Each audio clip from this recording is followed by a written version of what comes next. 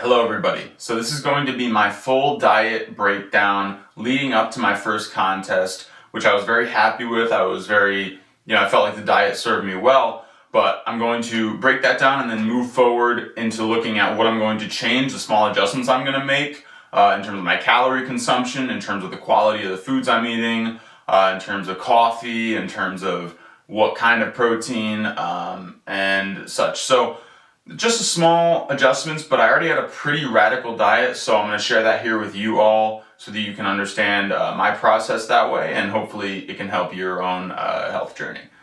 So, before the contest, what was my diet? Other than the leading up the last 2 weeks, because that's when you really cut the fats down, I was just eating chicken basically with a little bit of honey, Other than the last 2 weeks, those main months of prep, I prepped for about 5.5 months for this contest, and I was eating a pound of ground beef a day, a protein shake, maybe 280 calories in those, 36 grams of protein, 16 ounces of raw milk, 4 tablespoons of honey, 16 ounces of a fruit juice, orange and black cherry or pomegranate being my fruit juices of choice, supplementing beef heart and liver. All of this being organic, locally sourced when I can get it, especially the honey, but grass-fed, grass-finished ground beef as well. 8 eggs, low-quality eggs, and I'll talk about that when I go to the breakdown for this next cycle. Butter, salt, coffee. That put me right around 2,400 to 2,500 calories. My whole stretch, so I started at about 180, 183, at the start of that 5.5 month prep, and I was down at 165 by the end of my contest. So I was definitely in a caloric deficit the whole time, at varying points, consistent caloric deficit, and it served me well. I got down to probably about 6%, 5.5% body fat. I think I can go lower for next time. But again, 2,500 calories. So when I'm starting to frame what I want to do for this next contest, I want to add on more mass. So I want to go into a calorie surplus, a small calorie surplus though. I'm not a big bulk guy. I loved the idea, or I love the process of cutting into the competition, never really being in a big calorie surplus, just shredding the fat and adding the muscle on. I thought that was really cool. I felt great. And so, that's something I kind of want to stay. I want to stay on that borderline of I don't want to bulk too much in terms of my calorie surplus. But anyways, the things that I didn't love about that cycle was, one, I already mentioned, the eggs. Low quality eggs, the more I research them, you're gonna have to do your own research, because I honestly cannot explain to you coherently why low quality eggs are bad, but it's something to do with they're eating a lot of GMO corn and soy, and that is going to impact your, I believe, something to do with the LDL cholesterol. That seems to be the theory behind it, and it's just not very healthy. Now, can you still see good gains if you go to the store and you buy the $1.50, eggs for a dozen? Yes, but when I'm talking about hormone optimization, I'm also talking about the omega-6, omega-3 ratios, which are going to change when you have a lower quality egg fed these lower quality ingredients. So I'm really trying to optimize every aspect of my diet. So I'm going to, instead of buying the cheap eggs, I'm going to buy the pasture-raised eggs for this cycle, because I believe those are going to be ancestrally consistent, basically, and that's really what I'm reaching towards. I'm reaching towards a peak level optimization based on ancestral, whatever. And I'm not the Liver King. I'm not, any of these guys. I never listen to the Liver King. I do listen to Paul Saladino. I listen to a lot of people in the carnivore community. I listen to a lot of podcasts. In the nutrition space, I'm aware of kind of most of the theories that go around there. And I just want to let it known that, I am natural. I never plan on being unnatural. Now, when it comes to supplementation, I'm also going to get to that later, possibly adding in things like colostrum that could be construed as a performance-enhancing drug. I'm not going to add in testicles, because those do have testosterone in them, and I definitely think that would flag you on a test. But if you go on the World Anti-Doping Agency's website, they say, colostrum's not technically illegal, but it may flag you for an IGF-1 positive test. But I'm not really worried about that. So I think I'm going to add in colostrum this cycle. So I'm going to change the eggs, and I'm going to cut out the protein shakes. There's good protein shakes out there. I've looked for them, grass-fed, whatever. But ultimately, they're always processed to a certain degree. And I honestly just don't know what's in them half the time. Whatever's on the ingredient label. I mean, I've just heard horror stories, specifically more with pre-workouts, of guys that take a pre-workout and then get flagged for a drug test because it was spiked with something. It's more common than you think. You know, I don't know how common it is, but my intuition tells me that it's more common than you think. And so I'm going to stay away from all supplements in that area. Any supplement that's manufactured and processed or, just made in a factory. I want it to be as close to the source as possible. That's why I supplement with beef heart and beef liver, and while I'll be possibly adding the colostrum. Okay, so I'm also going to cut out pork and chicken. I know I said I have ground beef, but on occasion I would have bacon. On occasion I would have chicken. While I do the cut for my next contest in April, I think I am going to go back to the chicken just because it's leaner. But I'm actually considering buying a 93% or 85% lean ground beef and then just boiling the fat out of that, because I really think beef is that much more of a superior protein in terms of the nutrients and fat ratios and everything. So this cycle, I'm going to up the beef to 2 pounds. So that's going to give me about 2,000 calories flat just off of 85-15 grass-finished ground beef. And then I'm going to cut the chicken, cut the pork, cut the protein shakes. I'm going to lower my egg consumption. My eggs were at about 8 eggs a day. I'm going to lower that to 6 eggs a day. And I'm going to increase my honey from 4 tablespoons to 6 tablespoons because when I was looking at my macros, I felt like with the activity level that I had, I was under consuming carbohydrates by a little. Now, the interesting thing is if you go look at there's a great NIH paper on glycogen for athletes or something.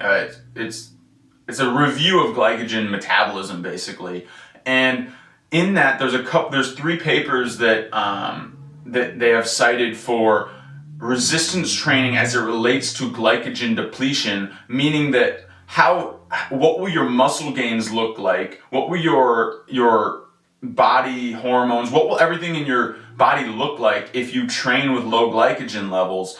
Because there's no question it's going to impact your training, but are the results actually any different? And that's one interesting thing. They're inconclusive right now. There's no good evidence that training with full muscle glycogen is actually going to increase your gains over a long period of time. And so my intuition is telling me to be in a slight glycogen deficit while I train, because it's going to kind of put a little more pressure on my body, and sort of create that state of I need to grow more for the muscle. Obviously, you need a certain amount of carbohydrates. I would cut carbohydrates out completely if I didn't think they were good, right? And I have done that for months.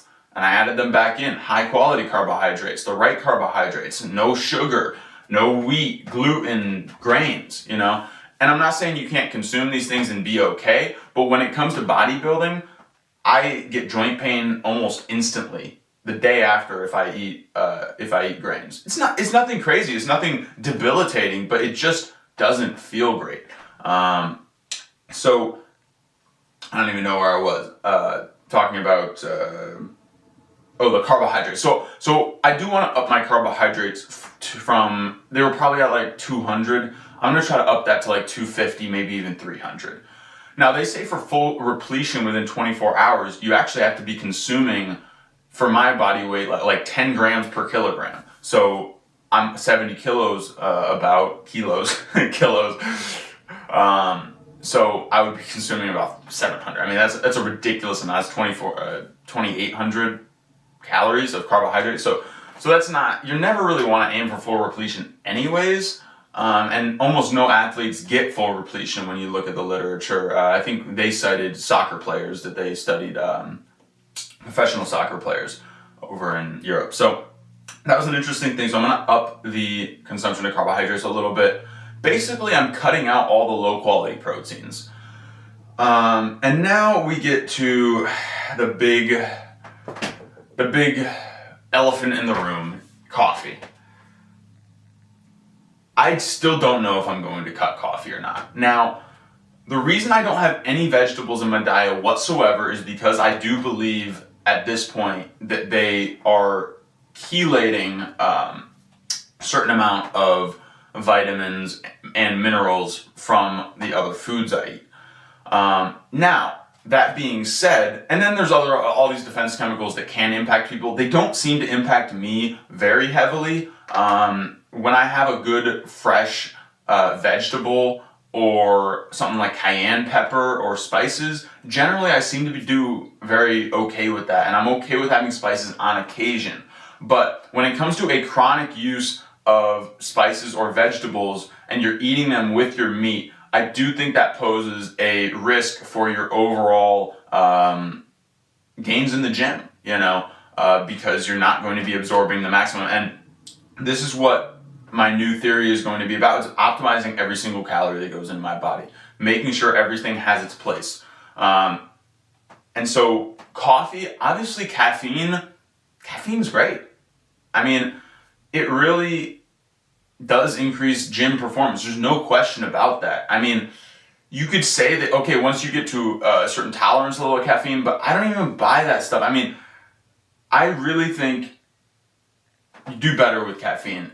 But you could just take a pill. You could just take a caffeine pill and forget about the coffee.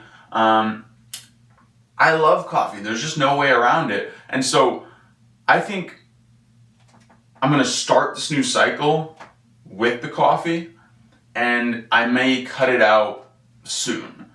It's also the holiday season. I'm going, doing all these other things, family, presents, blah, blah, blah. And so it's hard to get off of caffeine at that, so maybe it would be a good New Year's resolution for me. I don't know. But I've never really had a problem cutting out the caffeine, but I just love coffee, man. And so what I'm thinking of doing is, having my coffee in the morning, letting it filter through my body, and then having my meals later in order to have them be separate, right? But there are definitely still defense chemicals in coffee, and they definitely can have an impact. And so I'm thinking maybe I'll try cutting it out and just see how I feel in the gym, see what my power levels feel like for a couple weeks, and then decide if I want to add it back in. The other thing I forgot to mention was my meal spacing during the prep for the competition. I was having meals about 2 meals a day. I would have maybe a couple eggs for breakfast if I was feeling really hungry. But I would have my coffee with a little bit of honey in it. And remember, if you're putting raw honey and raw milk in your coffee, cool down that coffee first so you don't basically pasteurize them and remove all the benefits of why you're having them raw in the first place. It's a very important little trick that I've learned that I don't think anybody else is really talking about. So you heard it here first, and use that as a little bit of edge if you're getting into this stuff. Think about all those things. Think about how you're heating your foods, especially the raw ones. So I would have a meal usually about midday. Generally I would be going to the gym in the afternoon. So I would have a small meal before the gym, and then I would load up after the gym with my 4 beef patties from a pound of ground beef. So my new plan is going to be to space my meals a little bit more. But I feel good when I don't eat heavy in the morning. So what I'm thinking of doing is doing just liquids in the morning, a glass of raw milk, a tablespoon of honey in my coffee, 2 tablespoons of honey in my coffee. Having those carbohydrates with some of the nice fats and proteins you get in that raw milk fuel me up to my workout. Have a small pre-workout meal, and then really load up with two meals after. So say I go to the gym at 2 p.m. to 4 p.m.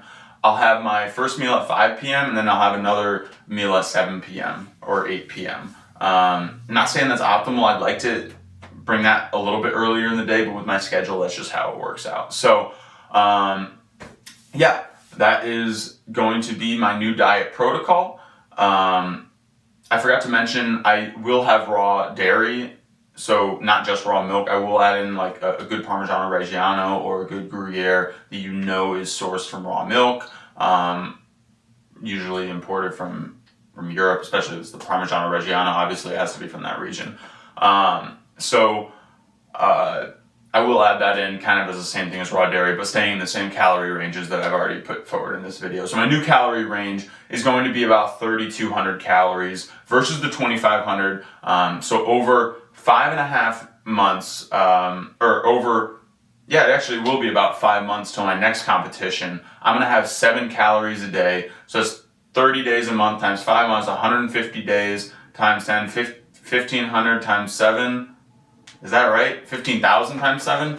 I don't know what the math is, but I'm hoping that I should do the math out actually. I don't know why I didn't do the math out before this video. I'm going to do it right when I stop the record button. I'm going to do the math at how many calories in surplus that's going to give me, and approximately how much mass I can put on with that kind of a surplus. Also not knowing exactly how many calories I'm burning. Maybe I'm burning 3,200 a day. And I'm not going to be putting on any weight. Maybe I was just cutting too hard, so maybe I'm going to need to increase that. But that's my starting point, increasing the calories by about 700 per day, cutting out the low quality proteins, staying committed to the gym and the schedule, and just moving forward, staying positive, keeping the mind in a good place. So I hope you enjoyed this video. Hope you got something from it, and I'll talk to you later.